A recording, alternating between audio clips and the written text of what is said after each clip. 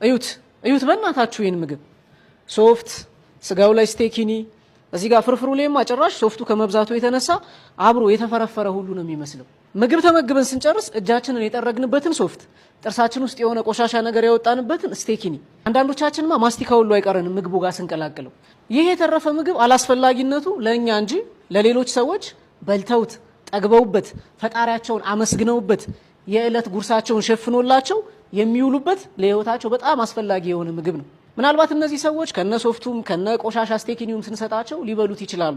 ነገር ግን ሳይጸየፉት ቀርተው እንዳይመስላችሁ። አንዳንዴ በህይወታችን ከሁለት መጥፎ የተሻለ መጥፎ መምረጥ ያለብን ጊዜ ይኖር የለ በቃ እሱ ሁኔታ ውስጥ ስለሆኑ ብቻ ምግቡ እያጸየፋቸው እያቃራቸውም ቢሆን ይመገቡታል። ይህም ምግብ ጎዳና ተዳዳሪዎቹና በግልጽ የሚለምኑት ቀርቶ በድብቅ እንኳን ሰዎች መተው ከመቸገራቸው የተነሳ በድብቅ ሰዎች መተው መውሰድ የሚፈልጉት ምግብ ነው።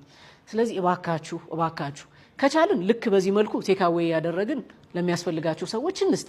ካልቻልን ግን የቆሸሸ ሶፍት የቆሸሸ ስቲኪኒ አንጨምር። እባካችሁ ባዕድ ነገር አንቀላቅልበት።